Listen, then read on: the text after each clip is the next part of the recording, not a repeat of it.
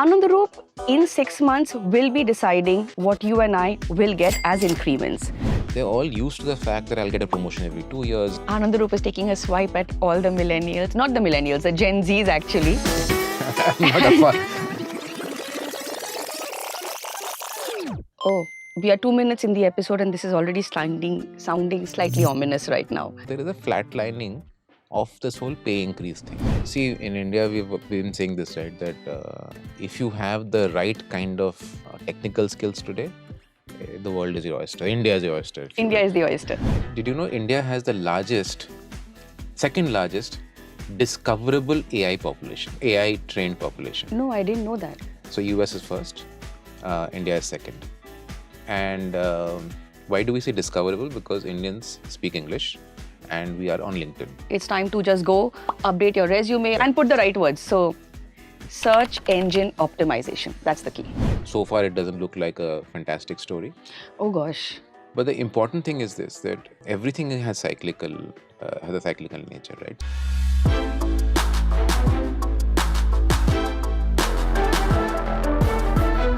Hello and welcome to the brand new episode of The Working Life.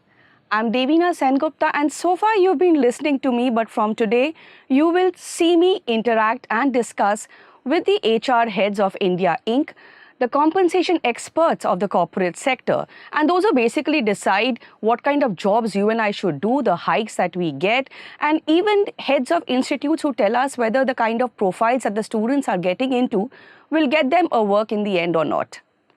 In today's episode, we have Anandorup Ghose, partner at India's one of the largest consulting firms, Deloitte.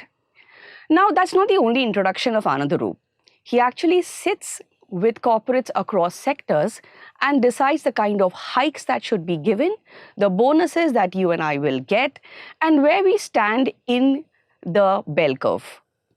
Anandorup in 6 months will be deciding what you and I will get as increments.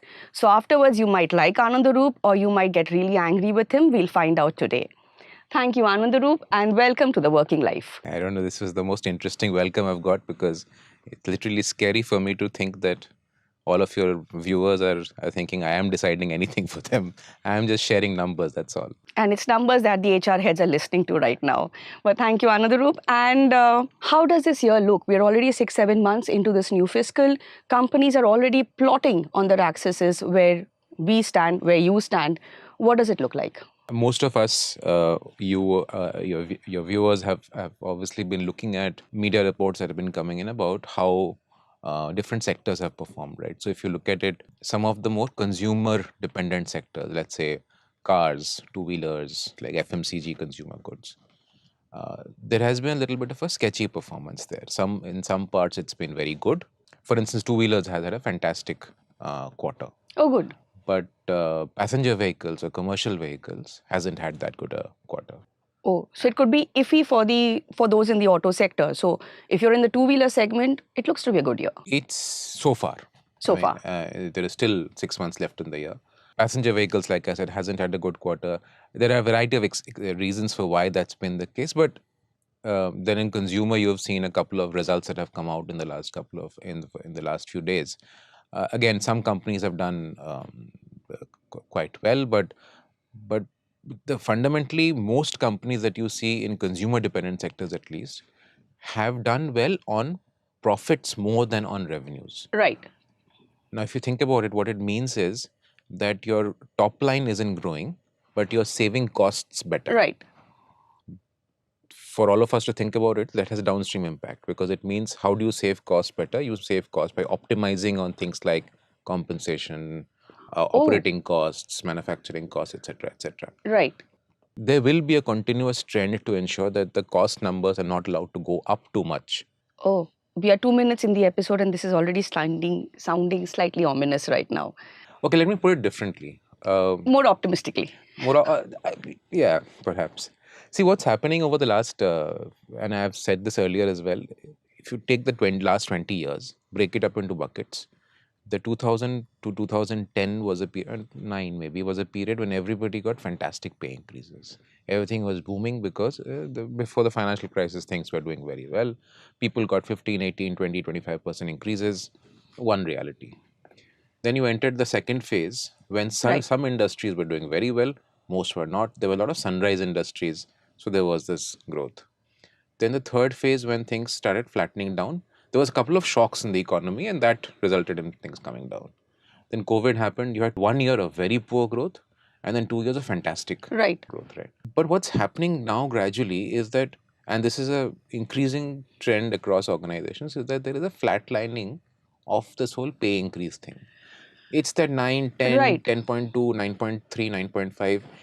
If you look at the last 10, 5, 7 years, it's been in that range broadly. And that's how you expect it to happen going ahead?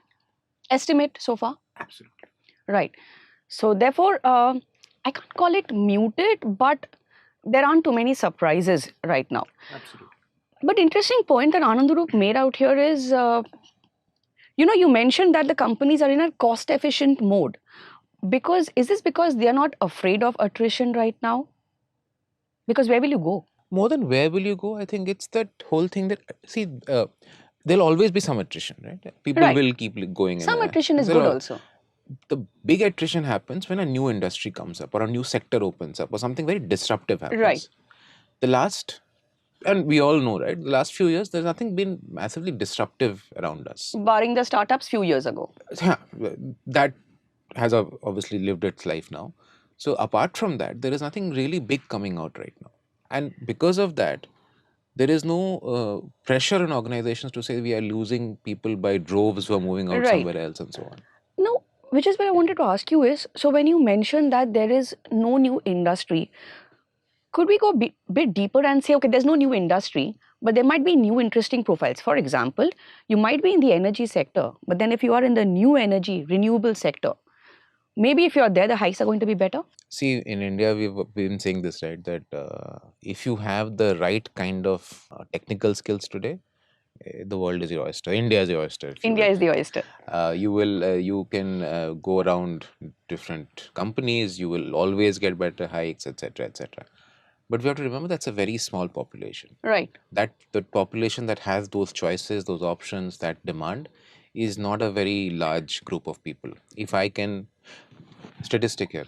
Did you know India has the second largest discoverable AI population, AI trained population? No, I didn't know that. So US is first, India is second.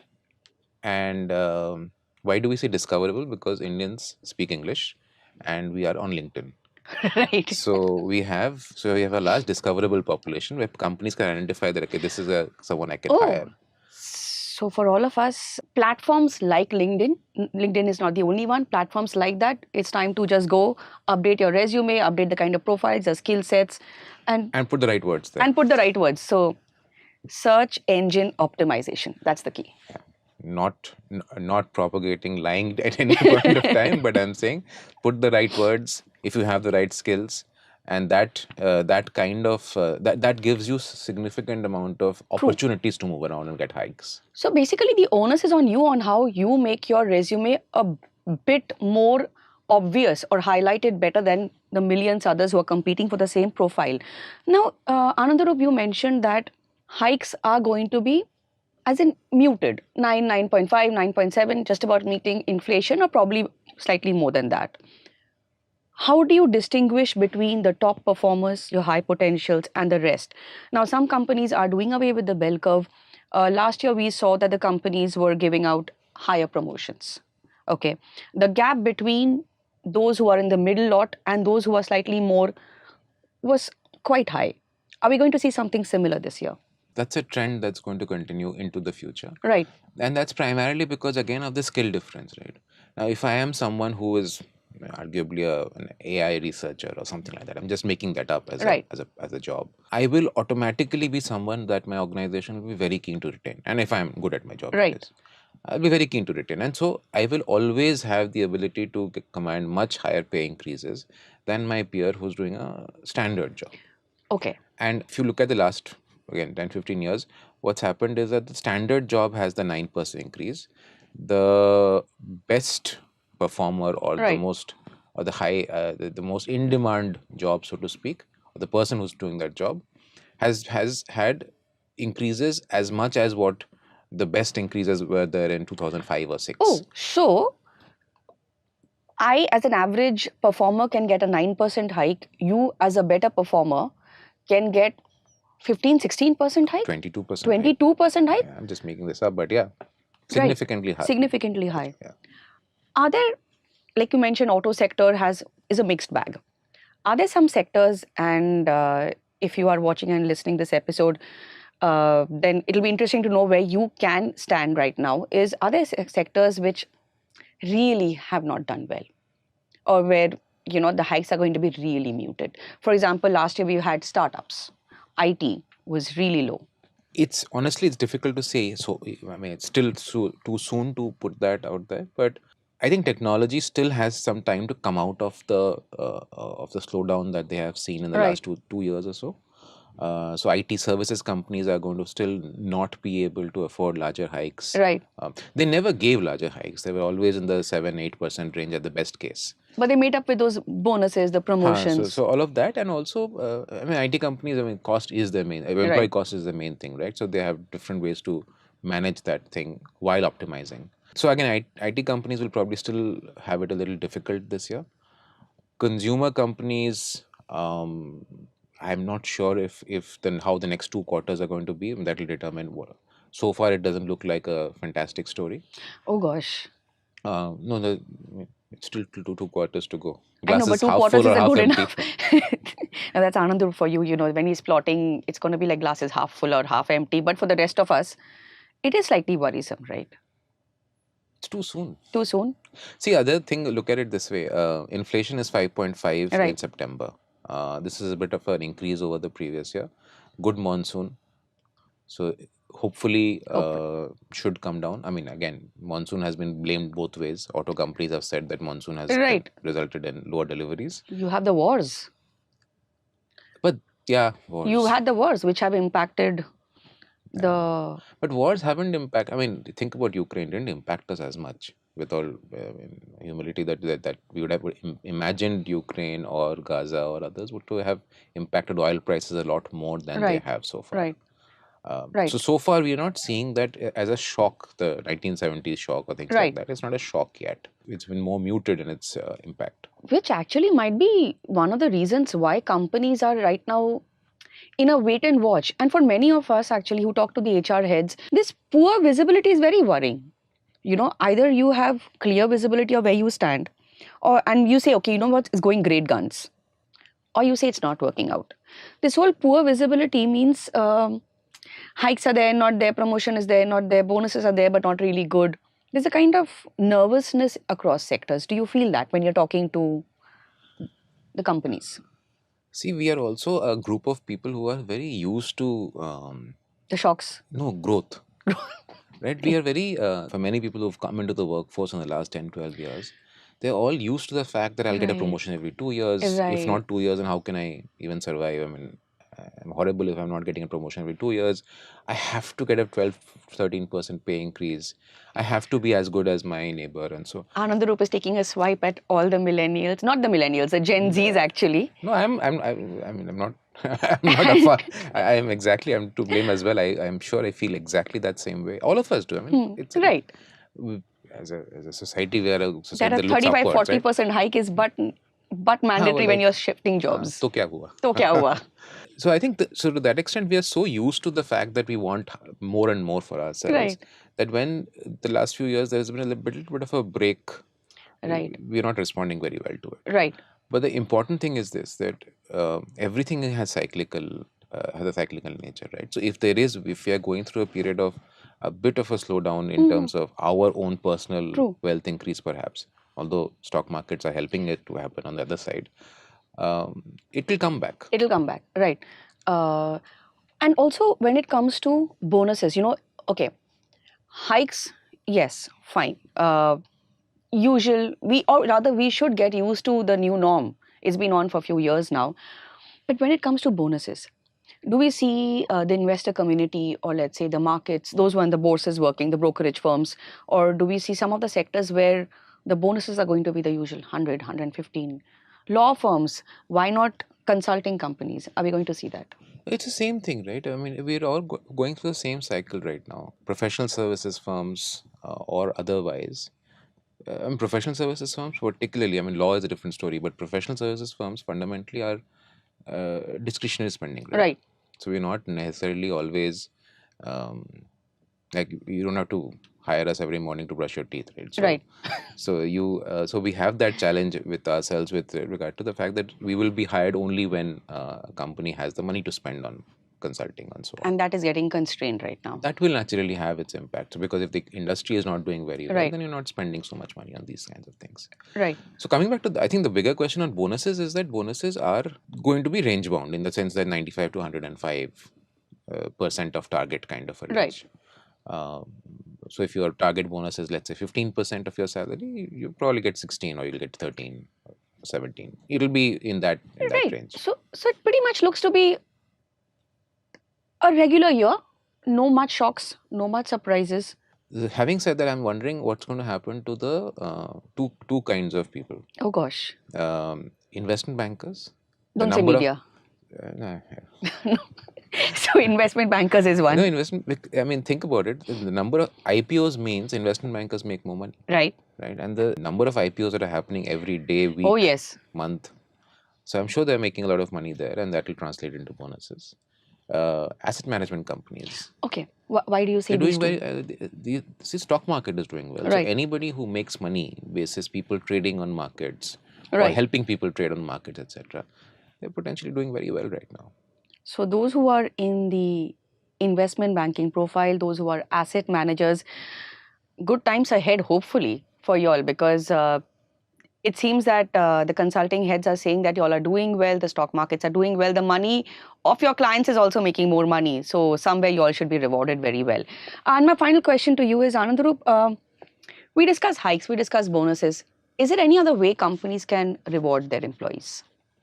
Considering these two are slightly constrained. And I'm going to sound like an old man as I am turning out to be, but we have two things that we don't realize when you're in your 30s, 20s, and so on. One is that someday you will retire. And the money you make and save and the inflation that we have moves at broadly the same rate. Right. And most of us will live longer than earlier generations. So you will have a longer life to pay for when you're not probably earning. So ways in which organizations can help people plan for retirement, plan for future beyond the working life, is the name of your series, is going to be an important part of how you look at organizations and their compensation structures. The second thing is we don't realize the value of protection till we need it. You mean medical insurance? Insurance, like till COVID happened, the value of insurance or parental insurance or any of those things was a nice to have. People didn't look at that row in their offer letter or whatever. But now COVID made people aware, and again now we are forgetting. It's human nature, right? It's not cash, so you're forgetting the importance of. But those are the kinds of things that are going to be important for companies to do for employees, and employees to also start realizing that there is a fundamental value to it, which we discount very heavily. True. So this is interesting, right? And I have seen this also happen. Is that HR heads, CFOs, if you're watching and listening, which I'm sure you all are, hikes matter, promotions matter, but also this extra step of medical insurance, of sitting with the employee and discussing, okay, where do you not just stand 2 years and 5 years in terms of your profile, but where do you see yourself many years later as a professional? Because you said people might retire, and actually some might not afford to retire. Absolutely. Because retirement is now related to your affordability. It's a phenomenon in the West. Right. You have to work till you are breathing, basically. Yeah. And on that note, Anandorup, thank you so much for being with us on the Working Life. It's a very somber note to finish on, though. Isn't it? Till you're breathing. So no, but it wasn't, right? Because we also wanted to understand that what is a takeaway for the companies, and just the usual hikes and bonuses just don't seem to work anymore. Absolutely. And hikes and bonuses are absolutely useful. It's here and now, it's today. You'll feel good about it. Right. But you also forget it. A hike or a bonus is something that makes you feel good till the next weekend. Right after that, it's forgotten. Right. And while that will always be the case, I think if you're able to put away for the future, I think that will matter a lot more. Right. You see, our last question is never the last question. We have a question right after that. So now, thank you so much, Anandorup, for being with us on the Working Life. Thank you very much for having me, and I hope this is a interesting new format for everybody who's watching or listening?